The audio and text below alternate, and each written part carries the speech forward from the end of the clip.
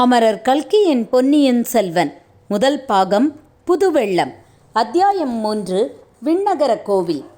சில சமயம் சிறிய நிகழ்ச்சியிலிருந்து பெரிய சம்பவங்கள் விளைகின்றன.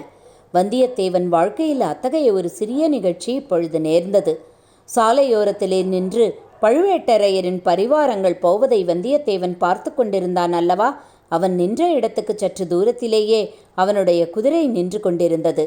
பழுவேட்டரையரின் ஆட்களிலே கடைசியாக சென்ற சிலரின் பார்வை அக்குதிரை மீது சென்றது. அடே, இந்த குருதையை பாருடா என்றான் ஒருவன். குருதை என்று சொல்லாதேடா, குதிரை என்று சொல் என்றான் இன்னொருவன். உங்கள் இலக்கோண ஆராய்ச்சி இருக்கட்டும், முதல்ல அது குருதையா இல்லை கழுதையான்னு தெரிஞ்சுக்கோங்க என்றான் இன்னொரு வேடிக்கை பிரியன். அதையும் பார்த்து விடலாமா என்று சொல்லிக்கொண்டு அந்த ஆட்களில் ஒருவன் குதிரையை அணுகி வந்தான். அதன் மேல் தாவி ஏற முயன்றான். ஏற பார்க்கிறவன் தன் எஜமானன் அல்ல என்பதை அந்த அறிவு கூர்மையுள்ள குதிரை தெரிந்து கொண்டது. அந்த வேற்று மனிதனை ஏற்றிக்கொள்ள மாட்டேன் என்று முரண்டு பிடித்தது. இது பொல்லாத குதிரையடா, இதன் பேரில் நான் ஏறக்கூடாதாம். பரம்பரையான அரச குலத்தவன்தான் இதன் மேல் ஏறலாமாம். அப்படியென்றால் தஞ்சாவூர் முத்தரையன் திரும்பி வந்துதான் இதன் மேல் ஏற வேண்டும் என்று அவன் சமத்காரமாய் பேசியதை கேட்டு மற்ற வீரர்கள் நகைத்தார்கள். ஏனென்றால் தஞ்சாவூர் முத்தரையர் குலம் நசிந்து போய் 100 ஆண்டுகளில் ஆகிவிட்டன. இப்போது சோழர்களின் புலிக்கொடி தஞ்சாவூரில் பறந்து கொண்டிருந்தது. தாண்டவராயா, உன்னை ஏற்றிக்கொள்ள மறுக்கும் குதிரை நிஜ குதிரைதானா என்று பார்த்துவிடு. ஒருவேளை பெருமாளின் திருநாளுக்கு வந்த பொய்க்கால் குதிரையாயிருந்தாலும் இருக்கலாம் என்றான் மற்றொரு பரிகாசப் பிரியன். அதையும் சோதித்து பார்த்து விடுகிறேன் என்று சொல்லிக்கொண்டு குதிரை மீது ஏறப்போன தாண்டவராயன் அதனுடைய வாலை முறுக்கினான். ரோஷமுள்ள அக்குதிரை உடனே பின்னங்கால்களை 4 தடவை விசிறி உதைத்துவிட்டு ஓட்டம் பிடித்தது. குருத ஓடுகிறதடா, நிஜ குருதைதாண்டா என்று அவ்வீரர்கள் கூச்சலிட்டு உய் உய் என்று கோஷித்து ஓடுகிற குதிரையை மேலும் விரட்டினார்கள். குதிரை திருநாள் கூட்டத்துக்கிடையே புகுந்து ஓடிற்று. ஜனங்கள் அதன் காலடியில் மிதிப்படாமல் இருப்பதற்காக பரபரப்புடன் அங்கும் இங்கும் நகர்ந்து கொண்டார்கள். அப்படியும் அவர்களில் சிலர் உதைப்பட்டு விழுந்தார்கள். குதிரை தரிகெட்டு வெறிகொண்டு ஓடியது. இவ்வளவும் வந்தியத்தேவன் கண்ணெதிரே அதிசீக்கிரத்தில் நடந்துவிட்டது. அவனுடைய முகத்தோற்றத்திலிருந்து குதிரை அவனுடைய குதிரை என்பதை ஆழ்வார்க்கடியான் கண்டு கொண்டான். பார்த்தாயா தம்பி, அந்த பழுவூர் தடியர்கள் செய்த வேலையை? என்னிடம் நீ காட்ட வந்த வீரத்தை அவர்களிடம் காட்டுவதுதானே என்று குத்தி காட்டினான். வந்தியத்தேவனுக்கு ஆத்திரம் பொத்துக்கொண்டு வந்தது. எனினும் பல்லை கடித்துக்கொண்டு பொறுமையை கடைபிடித்தான். பழவூர் வீரர்கள் பெருங்கூட்டமாய் இருந்தனர். அவ்வளவு பேருடன் ஒரே சமயத்தில் சண்டைக்கு போவதில் பொருளில்லை. அவர்கள் இவனுடன் சண்டை போடுவதற்காக காத்திருக்கவும் இல்லை. குதிரை ஓடியதை பார்த்து சிரித்துவிட்டு அவர்கள் மேலே நடந்தார்கள். குதிரை போன திசையை நோக்கி வந்தியத்தேவன் சென்றான். அது கொஞ்ச தூரம் ஓடிவிட்டு தானாகவே நின்றுவிடும் என்று அவனுக்கு தெரியும். ஆகையால் அதை பற்றி அவன் கவலைப்படவில்லை. பழுவேட்டரையரின் அகம்பாவம் பிடித்த ஆட்களுக்கு என்றைக்காவது ஒரு நாள் நன்றாக புத்தி கற்பிக்க வேண்டுமென்ற எண்ணம் அவன் உள்ளத்தில் அழுத்தமாக பதிந்தது. புளியந்தோப்புக்கு அப்பால் ஜனசஞ்சாரமில்லாத இடத்தில் குதிரை சோகமே வடிவாக நின்று கொண்டிருந்தது. வந்தியத்தேவன் அதன் அருகில் சென்றதும் குதிரை கனைத்தது. ஏன் என்னை விட்டு பிரிந்து சென்று இந்த சங்கடத்துக்கு உள்ளாக்கினாய் என்று அந்த வாயில்லா பிராணி குறை கூறுவது போல அதன் கனைப்பு தொனித்தது. வந்தியத்தேவன் அதன் முதுகை தட்டி சாந்தப்படுத்தினான். பிறகு அதை திருப்பி அழைத்து கொண்டு சாலை பக்கம் நோக்கி வந்தான். திருவிழா கூட்டத்தில் இருந்தவர்கள் பலரும் அவனை பார்த்து, இந்த முரட்டு குதிரையை ஏன் கூட்டத்தில் கொண்டு வந்தாய் தம்பி? எத்தனை பேரை அது உதைத்து தள்ளிவிட்டது என்றார்கள். இந்த பிள்ளை என்ன செய்வான்? குதிரைதான் என்ன செய்யும்? அந்த பழுவேட்டரையரின் முரட்டு ஆட்கள் அல்லவா இப்படி செய்துவிட்டார்கள் என்று இரண்டொருவர் சமாதானம் சொன்னார்கள். ஆழ்வார்க்கடியான் இன்னமும் சாலையில் காத்து கொண்டு நின்றான். இதேதடா சனியன், இவன் நம்மை விடமாட்டான் போலிருக்கிறதே என்று எண்ணி வந்தியத்தேவன் முகத்தை சுளுக்கினான். தம்பி, நீ எந்த பக்கம் போகப் போகிறாய் என்று ஆழ்வார்க்கடியான் கேட்டான். நானா கொஞ்சம் மேற்கு பக்கம் சென்று பிறகு தெற்கு பக்கம் திரும்பி சிறிது கிழக்கு பக்கம் வளைத்து கொண்டு போய் அப்புறம் தென்மேற்கு பக்கம் போவேன் என்றான் வந்தியத்தேவன். அதையெல்லாம் நான் கேட்கவில்லை. இன்று ராத்திரி எங்கே தங்குவாய் என்று கேட்டேன். நீ எதற்காக அதை கேட்கிறாய்? ஒருவேளை கடம்பூர் சம்புவரையர் அரண்மனையில் நீ தங்குவதாயிருந்தால் எனக்கு அங்கே ஒரு வேலை இருக்கிறது. உனக்கு மந்திர தந்திரம் தெரியுமா என்ன? நான் கடம்பூர் அரண்மனைக்கு போகிறேன் என்பதை எப்படி அறிந்தாய்? இதில் என்ன அதிசயம்? இன்றைக்கு பல ஊர்களிலிருந்து பல விருந்தாளிகள் அங்கே வருகிறார்கள். மெய்யாகவா என்று வந்தியத்தேவன் தன் வியப்பை வெளியிட்டான். மெய்யாகத்தான், அது உனக்கு தெரியாதா என்ன? யானை, குதிரை, பல்லக்கு, பரிவட்டமெல்லாம் கடம்பூர் அரண்மனையைச் சேர்ந்தவைதான். பழுவேட்டரையரை எதிர்கொண்டு அழைத்து போகின்றன. வந்தியத்தேவன் மௌன யோசனையில் ஆழ்ந்தான். பழுவேட்டரையர் தங்குமிடத்தில் தானும் தங்குவதென்பது எளிதில் கிடைக்கக்கூடிய வாய்ப்பு அல்ல. அந்த மாபெரும் வீரருடன் பழக்கம் செய்து கொள்ள ஒரு சந்தர்ப்பம் கிடைத்தாலும் கிடைக்கலாம். ஆனால் அவருடைய முரட்டு பரிவாரங்களுடன் ஏற்பட்ட அனுபவம் இன்னும் அவனுக்கு கசந்து கொண்டிருந்தது. தம்பி, எனக்கு ஒரு உதவி செய்வாயா என்று ஆழ்வார்க்கடியான் இரக்கமான குரலில் கேட்டான். உனக்கு நான் செய்யக்கூடிய உதவி என்ன இருக்க முடியும்? இந்த பக்கத்துக்கே நான் புதியவன். உன்னால் முடியக்கூடிய காரியத்தையே சொல்வேன். இன்றிரவு என்னை கடம்பூர் அரண்மனைக்கு அழைத்து கொண்டு போ. எதற்காக? அங்கே யாராவது வீரசைவர் வருகிறாரா? சிவன் பெரிய தெய்வமா, திருமால் பெரிய தெய்வமா என்று விவாதித்து முடிவு கட்டப் போகிறீர்களா? இல்லை இல்லை, சண்டை பிடிப்பதே என் வேலை என்று நினைக்க வேண்டாம். இன்றிரவு கடம்பூர் மாளிகையில் பெரிய விருந்து நடைபெறும். விருந்துக்கு பிறகு களியாட்டம், சாமியாட்டம், குரவை கூத்து எல்லாம் நடைபெறும். கூத்து பார்க்க வேண்டுமென்று எனக்கு ஆசை.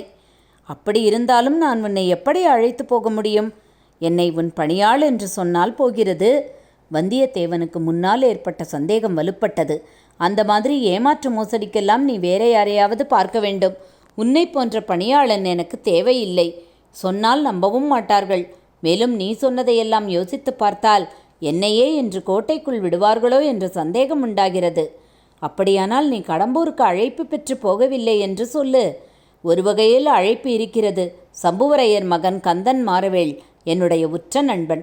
இந்த பக்கம் வந்தால் அவர்களுடைய அரண்மனைக்கு அவசியம் வர வேண்டுமென்று என்னை பலமுறை அழைத்திருக்கிறான். இவ்வளவுதானா? அப்படியானால் உன்பாடே இன்றைக்கு கொஞ்சம் திண்டாட்டமாகத்தான் இருக்கும். இருவரும் சிறிது நேரம் மௌனமாக போய்க் கொண்டிருந்தார்கள். ஏன் என்னை இன்னும் தொடர்ந்து வருகிறாய் என்று வந்தியத்தேவன் கேட்டான். அந்த கேள்வியையே நானும் திருப்பி கேட்கலாம். நீ ஏன் என்னை தொடர்கிறாய்? உன் வழியே போவதுதானே? வழி தெரியாத குற்றத்தினால்தான். நம்பி, நீ எங்கே போகிறாய்? ஒருவேளை கடம்பூருக்குத்தானா? இல்லை, நீதான் என்னை அங்கு அழைத்து போக முடியாது என்று சொல்லிவிட்டாயே. நான் விண்ணகர கோவிலுக்கு போகிறேன். வீரநாராயண பெருமாள் சன்னதிக்குத்தானே? ஆம், நானும் அந்த ஆலயத்துக்கு வந்து பெருமாளை சேவிப்பதற்கு விரும்புகிறேன். ஒருவேளை விஷ்ணு ஆலயத்துக்கு நீ வரமாட்டாயோ என்று பார்த்தேன். இங்கே ஈஸ்வர முனிகள் என்ற பட்டர் பெருமாளுக்கு கைங்கரியம் செய்து வருகிறார். அவர் பெரிய மகான். நானும் கேள்விப்பட்டிருக்கிறேன். ஒரே கூட்டமாய் இருக்கிறதே. கோவிலில் ஏதாவது விசேஷ உற்சவம் உண்டோ? ஆம், இன்று ஆண்டாள் திருநட்சத்திரம். ஆடி 18ஆம் பெருக்கோடு ஆண்டாளின் திருநட்சத்திரமும் சேர்ந்து கொண்டது. அதனால்தான் இவ்வளவு கோலாகலம். இதற்குள் வீரநாராயண பெருமாள் கோவிலை அவர்கள் நெருங்கி வந்து விட்டார்கள். விஜயாலய சோழனின் பேரனான முதற் பராந்தக சோழன் மதுரையும் ஈழமும் கொண்ட கோப்பரகேசரி என்ற பட்டம் பெற்றவன். சோழ பேரரசுக்கு அஸ்திவாரம் அமைத்தவன் அவனே. தில்லை சிற்றம்பலத்துக்கு அவன் பொன்கூரை வேய்ந்து சரித்திர புகழ் பெற்றவன். சோழ சிகாமணி, சூர சிகாமணி முதலிய பல விருது பெயர்களோடு வீரநாராயணன் என்னும் சிறப்பு பெயரையும் அவன் கொண்டிருந்தான். பராந்தகனுடைய காலத்தில் வடக்கே இரட்டை மண்டலத்து ராஷ்டிரகூட மன்னர்கள் வலிமை பெற்று விளங்கினார்கள். மானிய கேடத்திலிருந்து அவர்கள் படையெடுத்து வரக்கூடும் என்று பராந்தகன் எதிர்பார்த்தான். எனவே தனது முதல் புதல்வனாகிய இளவரசன் ராஜாதித்தனை ஒரு பெரிய சைன்யத்துடன் திருமுனைப்பாடி நாட்டில் இருக்கச் செய்தான். அந்த சைன்யத்தை சேர்ந்த லட்சக்கணக்கான வீரர்கள் வேலையின்றி சும்மா இருக்க நேர்ந்த காலத்தில் ராஜாதித்தன் ஒரு யோசனை செய்தான். குடிமக்களுக்கு உபயோகமான ஒரு பெரும் பணியை அவர்களை கொண்டு செய்விக்க எண்ணினான். வடகாவேரி என்று பக்தர்களாலும் கொள்ளிடம் என்று மற்றவர்களாலும் அழைக்கப்பட்ட பெருநதியின் வழியாக அளவில்லாத வெள்ள நீர் ஓடி வீணே கடலில் கலந்து கொண்டிருந்தது. அதில் ஒரு பகுதியை பயன்படுத்த எண்ணி தன்வசமிருந்த வீரர்களை கொண்டு கடல் போன்ற விசாலமான ஏரி ஒன்றை அமைத்தான். அதை தன் அருமை தந்தையின் பெயரால் வீரநாராயண ஏரி என்று அழைத்தான். அதன் கரையில் வீரநாராயணபுரத்தை ஏற்படுத்தி அதில் ஒரு விண்ணகரையும் எடுத்தான். விஷ்ணு கிரகம் என்பது அந்நாளில் விண்ணகரம் என்று தமிழாக்கப்பட்டு வழங்கிற்று. ஸ்ரீமன் நாராயணமூர்த்தி நீரில் பள்ளி கொண்டு நீர்மயமாக இருப்பவர் அல்லவா? எனவே ஏரிகளை காத்தருள்வதற்காக ஏரிக்கரையை ஒட்டி ஸ்ரீமன் நாராயணமூர்த்திக்கு கோவில் எடுப்பது அக்காலத்து வழக்கம். அதன்படி வீரநாராயணபுர விண்ணகரத்தில் வீரநாராயண பெருமாளை கோவில் கொண்டு எழுந்தருளச் செய்தான். அத்தகைய பெருமாளின் கோவிலுக்குத்தான் இப்போது வந்தியத்தேவனும் ஆழ்வார்க்கடியானும் சென்றார்கள். சந்நிதிக்கு வந்து நின்றதும் ஆழ்வார்க்கடியான் பாட ஆரம்பித்தான். ஆண்டாளின் பாசுரங்கள் சிலவற்றை பாடிய பிறகும் நம்மாழ்வாரின் தமிழ் வேதத்திலிருந்து சில பாசுரங்களை பாடினான். பொலிக பொலிக பொலிக போயிற்று வல்லுயிர் சாபம், நலியும் நரகமும் நைந்த நமனுக்கிங்கு யாதொன்றும் இல்லை, கலியும் கெடும் கண்டு கொள்மின் கடல் வண்ணன் பூதங்கள் மண்மேல் மலிய புகுந்து இசைப்பாடி ஆடி விழி தரக்கண்டோம், கண்டோம் கண்டோம் கண்டோம் கண்ணுக்கினியென கண்டோம், தொண்டீர் எல்லீரும் வாரீர் தொழுது தொழுது நின்றார்த்தும், வண்டார் தண்ணன் துழாயான் மாதவன் பூதங்கள் மண்மேல் பண்டான் பாடி நின்றாடி பறந்து திரிகின்றனவே. இவ்விதம் பாடி வந்தபோது ஆழ்வார்க்கடியானுடைய கண்களிலிருந்து கண்ணீர் பெருகி தாரை தாரையாய் அவன் கன்னத்தின் வழியாக வழிந்தோடியது. வந்தியத்தேவன் அப்பாடல்களை கவனமாகவே கேட்டு வந்தான். அவனுக்கு கண்ணீர் வராவிட்டாலும் உள்ளம் கசிந்து உருகியது. ஆழ்வார்க்கடியானை பற்றி அவன் முன்னர் கொண்டிருந்த கருத்தும் மாறியது. இவன் பரமபக்தன் என்று எண்ணிக்கொண்டான். வந்தியத்தேவனைப் போலவே கவனமாக அப்பாசுரங்களை இன்னும் சிலரும் கேட்டார்கள். கோவில் முதலிமார்கள் கேட்டார்கள். அர்ச்சகர் ஈஸ்வர பட்டரும் கண்களில் நீர் மல்கி நின்று கேட்டார். அவருக்கு அருகில் நின்று கொண்டு அவருடைய இளம் புதல்வன் பால்மணம் மாறா பாலகன் ஒருவன் கேட்டிருந்தான். ஆழ்வார்க்கடியான் 10 பாசுரங்களை பாடிவிட்டு, கலிவயல் தென்னன் குருகூர் காரிமாறன் சடகோபன் ஒலிப்புகழ் 1010 உள்ளத்தை மாசருக்குமே என்று பாசுரத்தை முடித்தான். கேட்டிருந்த பட்டரின் குமாரனாகிய பாலகன் தன் தந்தையிடம் ஏதோ கூறினான். அவர் மல்கிய கண்ணீரை துடைத்து கொண்டு, ஐயா, குருக்கூர் சடகோபர் என்னும் நம்மாழ்வார் மொத்தம் 1000 பாடல்கள் பாடியிருப்பதாக தெரிகிறதே, அவ்வளவும் உமக்கு தெரியுமா என்று கேட்டார். அடியேன் அவ்வளவு பாக்கியம் செய்யவில்லை, சில 10கள் தான் எனக்கு தெரியும் என்றான் ஆழ்வார்க்கடியான். தெரிந்தவரையில் இந்த பிள்ளைக்கு சொல்லிக் கொடுக்க வேண்டும் என்றார் ஈஸ்வர முனிகள். பின்னால் இந்த ஊர் பல பெருமைகளை அடையப் போகிறது. பால்வடியும் முகத்தில் தேஜஸ்பொலிய நின்று நம்மாழ்வார் பாசுரங்களை கேட்ட பாலகன் வளர்ந்து நாதமுனிகள் என்ற திருநாமத்துடன் வைஷ்ணவ ஆச்சாரிய பரம்பரையில் முதல் ஆச்சாரியர் ஆகப் போகிறார்.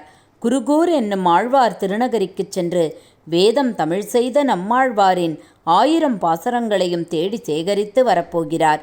அப்பாசுரங்களை அவருடைய சீடர்கள் இசையுடன் பாடி நாடெங்கும் பரப்பப் போகிறார்கள். நாதமுனிகள் பேரராக அவதரிக்கப் போகும் ஆளவந்தார் பல அற்புதங்களை செய்தருளப் போகிறார்.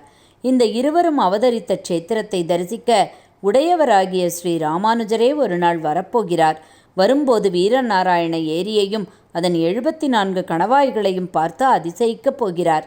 ஏரி தண்ணீர் 74 கணவாய்களின் வழியாக பாய்ந்து மக்களை வாழ வைப்பது போலவே நாராயணனுடைய கருணை வெள்ளத்தை ஜீவகோடிகளுக்கு பாயச் செய்வதற்காக 74 ஆச்சாரிய பீடங்களை ஏற்படுத்த வேண்டுமென்று அம்மகானின் உள்ளத்தில் உதயமாகப் போகிறது. அதன்படியே 74 சிம்மாசனாதிபதிகள் என்ற பட்டத்துடன் வைஷ்ணவ ஆச்சாரிய புருஷர்கள் ஏற்படப் போகிறார்கள். இந்த மகத்தான நிகழ்ச்சிகளையெல்லாம் வைஷ்ணவ குரு பரம்பரை சரித்திரம் விவரமாக சொல்லட்டும் என்று விட்டுவிட்டு மறுபடியும் நாம் வந்தியத்தேவனை கவனிப்போம். பெருமாளை சேவித்துவிட்டு ஆலயத்துக்கு வெளியில் வந்ததும் வந்தியத்தேவன் ஆழ்வார்க்கடியானை பார்த்து, நம்பிகளே, தாங்கள் இத்தகைய பரமபக்தர் என்றும் பண்டித சிகாமணி என்றும் எனக்கு தெரியாமல் போயிற்று. ஏதாவது அபச்சாரமாக நான் பேசியிருந்தால் மன்னிக்க வேண்டும் என்றான். மன்னித்து விடுகிறேன் தம்பி, ஆனால் இப்போது எனக்கு ஒரு உதவி செய்வாயா சொல்லு. தாங்கள் கேட்கும் உதவி என்னால் முடியாது என்றுதான் சொன்னேனே, நீங்களும் ஒப்புக்கொண்டீர்களே. இது வேறு விஷயம். ஒரு சிறிய சீட்டு கொடுக்கிறேன். கடம்பூர் அரண்மனையில் நீ தங்கினால் தக்க சமயம் பார்த்து ஒருவரிடம் அதை கொடுக்க வேண்டும். யாரிடம்? பழுவேட்டரையரின் யானைக்கு பின்னால் மூடு பல்லக்கில் சென்றாளே அந்த பெண்மணியிடம். நம்பிகளே, என்னை யார் என்று நினைத்தீர்கள்? இம்மாதிரி வேலைக்கெல்லாம் நான் தானா அகப்பட்டேன்? தங்களை தவிர வேறு யாராவது இத்தகைய வார்த்தையை என்னிடம் சொல்லியிருந்தால்... தம்பி, படபடப்பு வேண்டாம். உன்னால் முடியாது என்றால் மகாராஜனாய் போய் வா. ஆனால் எனக்கு மட்டும் இந்த உதவி நீ செய்திருந்தால் ஏதாவது ஒரு சமயத்தில் உனக்கும் என் உதவி பயன்பட்டிருக்கும். பாதகமில்லை, போய் வா. வந்தியத்தேவன் பிறகு அங்கே ஒரு கணம் கூட நிற்கவில்லை. குதிரை மீது தாவி ஏறி விரைவாக விரட்டிக்கொண்டு கடம்பூரை நோக்கிச் சென்றான். இதோட அத்தியாயம் 3 நிறைவு பெற்றது. 4வது அத்தியாயத்தை அடுத்த பதிவில் பார்க்கலாம்.